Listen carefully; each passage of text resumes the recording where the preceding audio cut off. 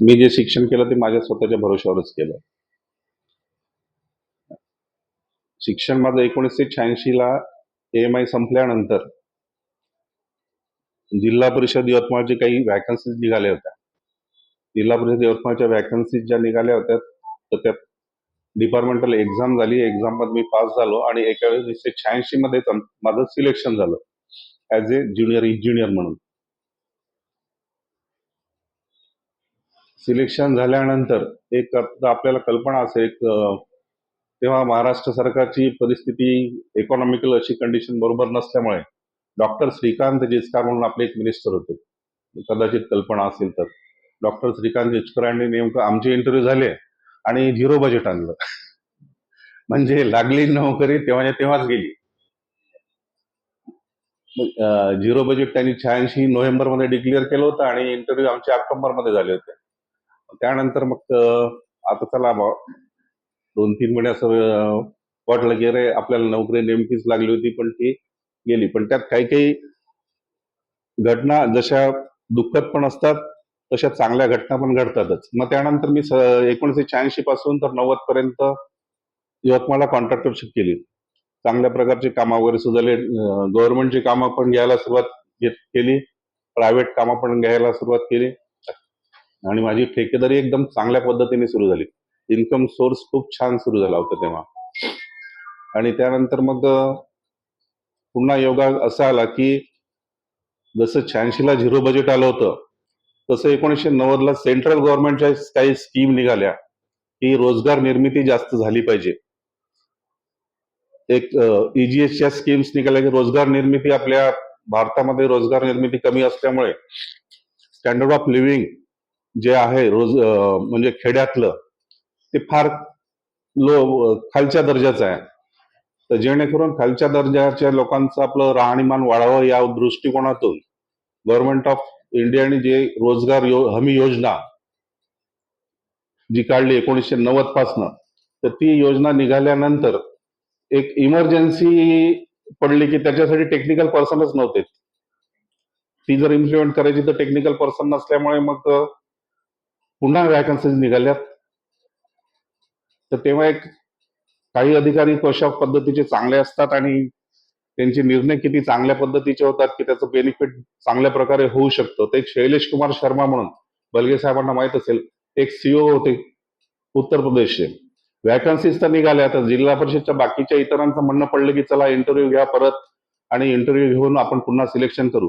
पण त्या माणसाचं म्हणणं असं पडलं, IS कॅटरचा अधिकारी, त्याचं असं म्हणणं पडलं की जुने आपण इंटरव्ह्यू जे घेतले होते 4 वर्ष आधी ते मुलं तर तसे रिकामेच असतील, तर तुम्ही असं करा की त्यांना कॉल पाठवून बघू आपण, आणि समजा ते जॉईन झाले तर मग आपल्याला इमिजिएट इंजिनियर्सची बाकीच्या काही प्रोसेस करावं लागणार नाही. ताबडतोब जसं आपल्याला रिक्वायरमेंट आहे त्या पद्धतीप्रमाणे आपल्याला त्या इंजिनियर्स उपलब्ध होतील.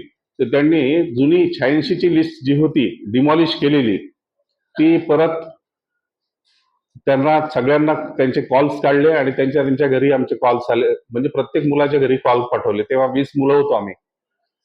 तर योगायोगाने आम्हाला म्हणजे ज्या गोष्टीची अपेक्षाही नसते, स्वप्नात सुद्धा आपण त्या गोष्टी नसतात, तर म्हणजे इंटरव्ह्यू देऊन आपल्याला न लागलेल्या गोष्टी घरीच कॉल आला डायरेक्ट की तुमचं सिलेक्शन झालंय म्हणून.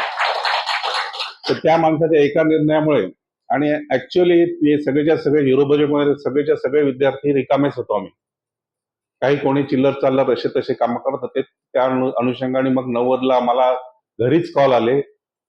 ज्या पोस्टसाठी जनरली फार मोठा पैसा मोजावा लागतो अशी तेव्हाची परिस्थिती होती. तर ती आम्हाला फोकटमध्ये घरी कॉल आले त्याचे, आणि आम्ही जिल्हा परिषद यवतमाळला जॉईन झालो. यवतमाळला जॉईन झाल्यानंतर मला 16 तालुक्यापैकी पुसद देण्यात आलं. त्या पुसदमध्ये मी 1990ला जॉईन झाल्यापासून ते 1900 म्हणजे आता 2024 पर्यंत मी पुसदमध्ये 31 वर्ष पुसदमध्ये सर्व्हिस केली आणि 3 वर्षच फक्त बाहेर होतो. इथे ज्या पद्धतीप्रमाणे कामाची एक माझी पण काम करण्याची जी पद्धत होती ती पण इथल्या जे काय वरच्या अथॉरिटीज असतात तर त्यांना सुद्धा लक्षात चांगल्या पद्धतीने आल्यामुळे त्यांनी माझे जवळपास झालेल्या ट्रान्सफर माझ्या कॅन्सल करत गेले आणि मला 31 वर्ष इथेच थांबायचं काम पडलं. असे 31 वर्ष माझे इथे. आणि बाकी एक त्याला एक पर्याय असतो की बाबा कमीत कमी मला 2-3 वर्ष तरी बाहेर काम करावं लागतं. तर 3 वर्षासाठी मी वणीला गेलो होतो आणि वणीचे 3 वर्ष आणि इथले 31 वर्ष असे 34 वर्ष माझी एकूण सर्व्हिस झाली. त्यानंतर माझ्या सोबतच भावंड माझे मोठे बंधू जे आहेत ते यवतमाळला प्राचार्य म्हणून होते. दाते कॉलेज एमपीएड कॉलेजला ते प्राचार्य म्हणून त्यांचं सुद्धा रिटायरमेंट आताच झालं. 2 बहिणी आहेत, त्या अमरावतीला असतात. त्या शेजारी शेजारीच राहतात. धीरज सरांना नेहमी माहिती आहे की अमरावतीला मी बहिणीकडे नेहमी जात असतो. त्याही पण शेजारीच राहतात तिथे. ते पण जिल्हा परिषद शिक्षिका आहेत. जावाई पण शिक्षिका आहेत. असा आमचा पूर्ण असा परिवार आहे. नंतर इथे जॉब करता करताच आमचे सर्व मित्रमंडळ वगैरे जवळपास आता 2-3 वर्ष आधी नंतर मी असं सहजच एक कार्यक्रमाला गेलो होतो आमच्या मित्राकडेच. ते पण आमच्या सोबतच कार्यालयीन मित्रच होते, सोनकुसरे म्हणून. त्यांच्याकडे मी गेलो असता तिथे बलगे साहेबांची माझी भेट झाली. तेव्हा मी जॉबवरतीच माझा जॉब 1 ते 2 वर्ष शिल्लक राहिलेला होता. नंतर बलगे साहेबांची माझी भेट झाली तर बलगे साहेबांनी तेव्हा माझी याच्यात पाहिलं एक शारीरिक जे काय होतं आरोग्य, त्याकडे त्यांचं लक्ष गेलं. तर त्यांनी म्हणाले की बा त्यामुळे तुमचं तुम्हाला बऱ्याचशा वजनही खूप वाढलेलं दिसते आणि पोटाचा आकारही भरपूर झालेला आहे. तर ही लाईफस्टाईल काही तुमची आता सध्याच्या कंडिशन मध्ये बरोबर राहिलेली नाही. त्यांनी मला सजेस्ट केलं की मी या क्लबला येत असतो तर तुम्ही सुद्धा मला चला. त्यांनी तसंच मला संध्याकाळी म्हटल्याबरोबर मी त्यांना लगेच म्हटलं की चला मी सकाळीच येणार तुमच्यासोबत. दुसऱ्या दिवशी सकाळीच त्यांनी मला कॉल केला. आम्ही इथे आलो आणि तेव्हापासून मी सतत 2.5 वर्षापासून इथेच आहे. मध्यंतरी मध्यंतरी मला जो सायटिकाचा प्रॉब्लेम झाला होता 2018 मध्ये, तेव्हा त्या सायटिकेच्या प्रॉब्लेम मध्ये मला जवळपास 2 ते 2.5 महिने बेडवरतीच, कारण चालणं शक्य नव्हतं, पाऊल सुद्धा समोर टाकता येत नव्हतं, एवढी माझी ती नस लागलेली होती. आणि चौथा आणि 5वा जो मणका असतो त्यामधली जी गादी आहे ती सरकलेली असल्यामुळे मला ते 2 ते 3 महिने चालणं शक्य. ट्रीटमेंट घेऊन बघितली, नागपूरची ट्रीटमेंट घेतली, त्यांनी ऑपरेशन सजेस्ट केलं. माझा भाऊ एक तिथे एमडी डॉक्टर आहेत, त्यांनी सजेस्ट केलं की यांनी जरी सजेस्ट केलेलं असलं तुला तरी पण तू सहजासहजी ऑपरेशन करू नको, कारण याचं ऑपरेशन सक्सेस रेशो फार कमी आहे. त्याच्यामुळे मी ते टाळलं आणि तू इतर मेडिसिन घेऊन बघ. तर 2 ते 3 महिने, पण त्यानंतर मी ते मेडिसिन घेताच इथे न्यूट्रिशन सुरू केलं. न्यूट्रिशन बलगे साहेबांनी जसं प्रोत्साहित केलं त्यानुसार मी कंटिन्यूशन ठेवलं. मला ते 10 ते 15 दिवसामध्ये एक पॉझिटिव्ह रिझल्ट दिसायला लागला. जी एनर्जी लेवल जी होती ती एकदम डाऊन जी होती, ऑफिशियल वर्किंग मध्ये जसं निगेटिव्हिटी जास्त राहते त्या अनुषंगानं त्या एनर्जी लेवल सुद्धा खूप डाऊन झालेली होती.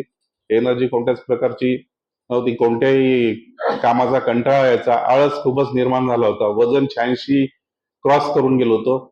त्यानंतर मी 10 ते 15 दिवसानंतर जेव्हा इथे न्यूट्रिशन चालू केलं, चहा नाश्ता हा सकाळचा रोजचा चालू केला, तर त्यानंतर मला असं तसं एनर्जी लेवल वाढल्यासारखं वाटलं, शरीर थोडंसं बरचसं हलकं झाल्यासारखं वाटलं.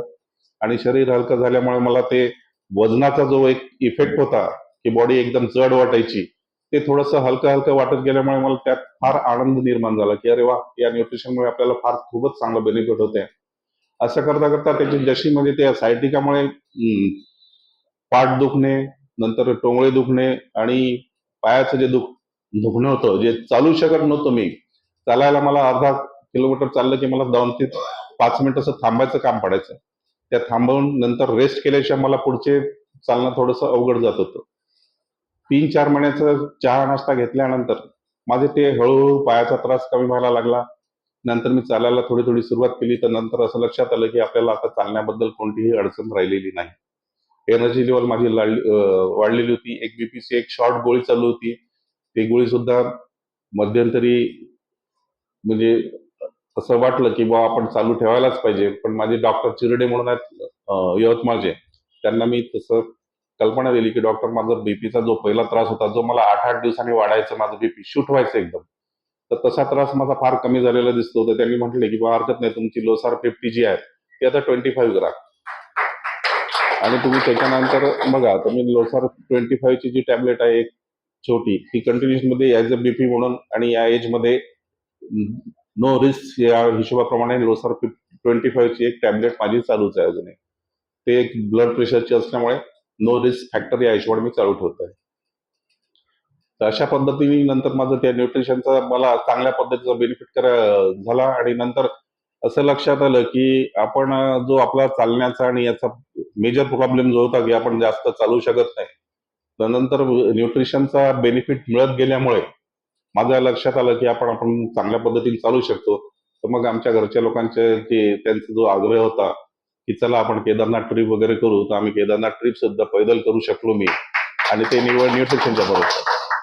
त्या ट्रिपमध्ये मी फक्त न्यूट्रिशनचाच वापर केला, कारण तिथं ते एकतर आपल्याला ज्या पद्धतीचं जेवण पाहिजे त्या पद्धतीचं जेवण तिकडे थोडंसं अवघड जातं मिळायसाठी. मग त्यापेक्षा आपला जो बेस्ट न्यूट्रिशनच आहे, तर मी एक 2 डबे असे भरून नेले होते, ज्याच्यात माझे 30 सॅचेट तयार केले होते. 30 सॅचेट पैकी माझे 26 सॅचेट मी तिकडे वापरले. म्हणजे 26 शेक म्हणजे 26 शेकच्या भरोश्यावरती माझं 4 दिवसाची जी काही आपली यात्रा आहे, केदारनाथ यात्रा, ती एकदम सक्सेसफुल झाली आणि कोणत्याही प्रकारची अडचण गेली नाही. त्याच्यानंतर मग आम्ही 2-2, 3-3 महिन्यांनी एक कोणता तरी ट्रिप अरेंजच करत असतो आणि कोणत्याच प्रकारची जात नाही. आता मागे जेव्हा गुजरातला गेलो तर गुजरातलाही पण मी या न्यूट्रिशनच्या बेनिफिटमुळे गिरनार पर्वताचं जे आहे तर तिथे मध्यंतरीपर्यंत रोपवे असतो, पण आमचं बॅड लक असं की बॅड लक म्हणा किंवा एक आपल्याला चालण्याची उर्मी असल्यामुळे म्हणा की तो त्या दिवशी रोपवे बंद होता, म्हणजे ते पैदलच चालावं लागलं. तर 4.5 जैन मंदिरापर्यंत 4,500 पायऱ्या तशा मी पैदलच चढलो. तर अशा पद्धतीचं हे न्यूट्रिशनचा मला फार फार बेनिफिट झालेला आहे. आणि त्या बेनिफिटमुळे आणि आरोग्य खरोखर याच्यात नाही म्हटलं तरी रोज आपण बघतो की न्यूट्रिशनचा बाकी आरोग्याच्या दृष्टिकोनातून तर बेनिफिट आहेच, पण एक आपण बघितलं तर जसं आता मी माझा स्वतःचा अनुभव असा आहे की जसं मी एंटर करताना म्हणजे 2.5 वर्ष आधी या क्लबमध्ये जसं आलो होतो, पोटाचा घेरा भरपूर, वजन भरपूर, एनर्जी लेवल डाऊन, कोणत्याच प्रकारची अंगात भरपूर आळस भरलेला, अशा पद्धतीचं जे काय सगळं वातावरण होतं आरोग्याविषयीचं, नॉन हेल्दी पर्सनॅलिटी पूर्ण, तर ती पर्सनॅलिटी तर डेव्हलप झाल्याचं पूर्ण दिसून येतं. आता 2.5 वर्षात मला असं वाटतं की एकदा शरीर हलके झालेलं आहे, वजन 13-14 किलो कमी झालेलं आहे. या अनुषंगातून आणि एनर्जी लेवल वाढलेली आहे. प्रत्येक गोष्टीच्या प्रत्येक कामामध्ये उत्साह असतो. कोणी कॉल केल्याबरोबर आपल्याला असं वाटतं की चला, पहिले जसं आपण टाळायचो की जाऊ दे ना यार, आता नाही येत, मी नंतर येईल. पण आता नाही, आता कोणत्याही प्रकारचा कॉल आला काय आला तरी आपण इमिजिएटली ऍक्शन घेऊन ते फुलफिल करू शकतो. अशा पद्धतीचं हे सगळं पर्सनॅलिटी डेव्हलपमेंट सुद्धा यात फार मोठा भाग आहे. नाही म्हणता म्हणता आपलं माइंडसेट तो धीरज सर ज्या पद्धतीप्रमाणे ते चांगल्या प्रकारचं मार्गदर्शन करतात, ते एक जबरदस्त माइंडसेट तयार होतो. आणि त्या माइंडसेटच्या हिशोबाप्रमाणे तुम्ही बाहेरचे जरी आपल्याला काही छोटे मोठे कौटुंबिक प्रॉब्लेम येतात, बाहेरचे कोणते प्रॉब्लेम येतात, तर त्याला फेस करायची एक उर्मी माणसाच्या अंगात राहते. तुम्ही कधी पण बघा की आपल्याला एखादं डिसिजन आपण ताबडतोब घेऊ शकत नाही, पण या न्यूट्रिशनचा तुम्हाला इफेक्ट असा जाणवेल की तुम्ही ताबडतोब त्या डिसिजनही घेऊ शकता आणि ते सकारात्मकच राहतं. जनरली बघितलं तर ते सकारात्मक राहतं. तर तुमच्या या वागणुकीचा आणि तुमच्या आधीच्या वागणुकीचा आणि आताच्या सध्याच्या वागणुकीचा, हा आताचा वागणुकीचा जो परिणाम राहतो तो जनरली सकारात्मकच आहे. आणि तुम्हाला समोरच्या व्यक्तीकडून एक अप्रिसिएशन चांगलं भेटेल की अरे वा, फार चांगलं डिसिजन घेतलं, फार चांगलं सजेशन्स केलं, असं मला दिसून पडतं. म्हणजे आपल्यासोबतच आपल्या न्यूट्रिशनमुळे आपले जे बेनिफिट होतात, तर आपण घेतलेल्या न्यूट्रिशनचे दुसऱ्यांना सुद्धा आपल्यामुळे फायदे होतात. हा एक चांगला अनुभव जवळपास प्रत्येकालाच येतो. अशा पद्धतीचा न्यूट्रिशनचा माझा चांगला मला बेनिफिट झालेला आहे आणि हे मी कंटिन्यू मध्ये माझं राहणारच आहे. मी रोज सकाळी येतो, शक्यतो बाहेरगावी असलं तरच माझं इथे गॅप जाते आणि मी माझा SMS प्रोग्रामिंग माझा फॉलोअप चालू आहे. SMS मी सकाळचा आणि संध्याकाळचा दोन्ही शेक घेतो, दुपारचं जेवण घेतो. अशा पद्धतीने न्यूट्रिशनच्या संदर्भातलं माझं हे सगळं सध्या चालू आहे आणि हे कंटिन्युएशन मध्ये मी ठेवणारच आहे. Yes sir. म्हणता सर. अच्छा, घर फॅमिली संदर्भात. हा, योग. हो, तशी कल्पना होती तर मग योगी सोबतच आणला असता. मला हे आज अचानक मिळाल्यामुळे नाही तर मग सोबत आणलं असतं. No problem. हा, लग्नाच्या विषयी मग मी 90 मध्ये जेव्हा जॉबला लागलो त्यानंतर मग ते साहजिक आहे की लग्न झाल्यानंतर जॉबच्या संदर्भात आपल्या जॉब लागल्यानंतर लग्नाच्या संदर्भात बोलणी चालू होतात. तर अशा पद्धतीने मी मग 90ला जॉब लागला, 93ला लग्नाचं डिसिजन घेतलं आणि डिसिजनच्या वेळेस मग मुली पाहायच्या दृष्टिकोनातून मग एकाच दिवशी मी वर्धा, नागपूर आणि रामटेक दुपारी वर्धेच्या मुलीची भेट घेतली. नागपूरला 4-5च्या दरम्यान नागपूरच्या मुलीची भेट घेतली आणि तिसऱ्या मुलीची भेट संध्याकाळी 7 वाजता रामटेकला घेतली. रामटेकची मुलगी फायनल करून त्याच दिवशी परत आलो. माझी मिसेस हाऊसवाईफ आहे आणि तिचा पण एक चांगला सपोर्ट आहे मला, चांगल्या पद्धतीचा. माझ्या ऑफिशियल वर्कमध्ये मी थोडंसं प्रगती करू शकलो आणि चांगल्या पद्धतीचं हँडलिंग करू शकलो, कारण तिचा मला घरी पण चांगल्या पद्धतीचा सपोर्ट होता. घरचं बाकीचं मुलींचं शिक्षण आणि हे इतर सगळ्या बाबी तिच्याकडे असल्यामुळे मला त्या घरचा कोणताच लोड नाही आहे. तिला बाकीच्या सगळ्या अदर सोशल ऍक्टिव्हिटीमध्ये फार ऍक्टिव्ह असते ती. गार्डनिंगचा सुद्धा तिला एक चांगला म्हणजे आवड आहे. तशा पद्धतीचं तिचं पण फार चांगला सपोर्ट असल्यामुळे माझं सगळं जीवन आतापर्यंतचं सगळं सुंदर चांगल्या प्रकारे गेलेलं आहे आणि याच्या पुढचं तर या न्यूट्रिशनमुळे चांगलं जाणं असतात. इथून पुढच्या फ्युचर लाईफ मध्ये तुमचे काय प्लॅन आहे, काय करायचं, कसं राहायचं, हॅपीनेस वाईज काय बोलायचं? येस, आता माझ्यावरची आता जबाबदारी 2 मुली आहेत मला. 2 मुलीपैकी एकीचं लग्न झालं. ती एक मोठी मुलगी हैदराबादला असते. दोघी पण MS झालेल्या आहेत, इंजिनियर्स आहेत आणि दोघी पण चांगल्या कंपनीमध्ये काम करतात. मोठी मुलगी करते हैदराबादला, तिचं लग्न झालेलं आहे. छोटी मुलगी आहे पुण्याला, ती ओनामा कंपनीत काम करते, चांगल्या जॉबवर आहे ती पण. एक तिचं लग्न व्हायचं आहे. तर एक पहिला गोल तिचा एक लग्नाचा आता या 1-2 वर्षात मध्ये मी म्हणणं चालू आहे. तिच्या लग्नाची तिची तयारी झाल्यानंतर तिचं एक लग्न करणे हा गोल आहे. 1 2 3 दुसरं आता का हेल्थ वाईज तर टोटली इम्प्रुव्हमेंट आहे सर. आता हे आणि हे अशीच कंटिन्युएशन न्यूट्रिशन चालू राहिलं म्हणजे हेल्थ चांगली राहणारच. तर हे कंटिन्युएशन माझं जे चहा नाश्ता आपला आहे तो माझा कंटिन्यू सकाळचा असतो, संध्याकाळचा मी घरी घेतो. बाकायदा संपल्याबरोबर ऑर्डर करतो. 2-2 महिन्याची माझी ऑर्डर असते आणि 2-2 महिन्याच्या ऑर्डरमध्ये म्हणजे त्यात गॅप कोणतीच नसते. गॅप फक्त मी एखाद्या दिवशी समजा बाहेर गावीत गेलं तर एका दिवसासाठी काही बाकी न्यूट्रिशन सोबत ठेवत नाही, पण इतर 3-4 दिवसाचं जरी असलं तर मग ते सगळं सोबतच असते माझ्या. आणि सकाळचं आणि संध्याकाळचा अगदी रेग्युलर असतो, त्यात कोणत्याही प्रकारची गॅप जात नाहीत माझी. दुपारचं जेवण असतं, त्याच्यामुळे आरोग्य चांगलं आहे, बाकीच्या अडचणी काहीच नाहीत.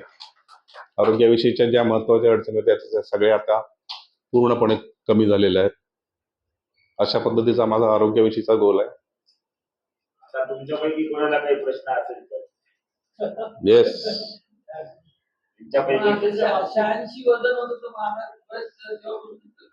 हा 73 आलं मी आता. 13 किलो कमी झालं. 86.5 होतं, 73.5 असं चालू राहते. वजन माझं 1 वर्षात कमी झालं 13 किलो. तेव्हापासून मग तसं कॉन्स्टंट आहे. आणखी थोडेसे जास्त एफर्ट घेतले तर आणखी 3-4 किलो नाही जेवत.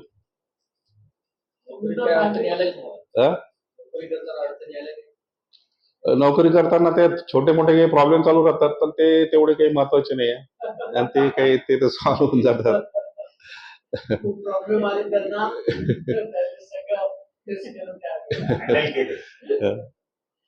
आणि ते जॉब करताना येतातच ते. हा, जॉब करताना तो छोटे मोठे प्रॉब्लेम चालूच राहतात. बऱ्याचशा गोष्टी आपल्या लोकांना पटत नाही, त्यांच्या आपल्याला पटत नाहीत. त्यात थोडंसं डिस्प्यूट होत राहते, पण ते डिस्प्यूट हँडलिंग करण्यात त्याची जबाबदारी असते. गव्हर्नमेंट आपल्याला त्यासाठीच अपॉइंट करते की तुम्ही हे सगळे डिस्प्यूट आटपून तुम्ही तुमचं काम करायला पाहिजे. त्या पद्धतीप्रमाणे आपण करतो.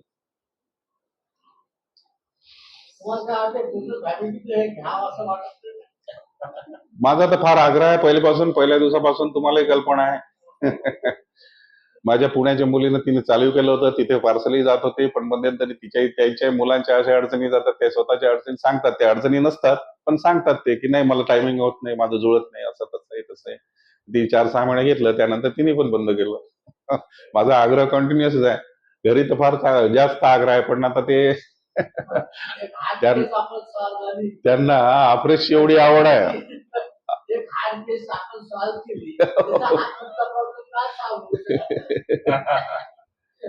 होईल होईल काय ना, माझा तर कंटिन्युअसली आग्रह आहे. ऑपरेश वाटलं 3 नाही 4 वेळा घेतात सर ते. आलेल्या सोबतीन नाही पण त्यांना ऑपरेशन सर्व करतात. ऑपरेशन बॉटल मध्ये सगळ्यात जास्त लागतात. मला ऑपरेशन 10 6 करावं लागतं. चहा ते पहिल्यापासून घेत नाही. ते पहिले मी घ्यायचो पण ते घेत नाही, त्यांना चहाचं नाही. त्यांच्या जो ते थोडस त्या बाबतीत आहे म्हणा, पहिल्यापासून सिन्सिअर आहेत. त्यांच्या जो आपल्या ज्या वजन करायच्या मशीन आहेत त्या आपल्या त्यांच्या जो 2 आहेत. एकीवर विश्वास नाही बसला तर दुसऱ्यावरती वजन करतात. इलेक्ट्रॉनिक पण आहे, मॅन्युअल पण आहे. हा?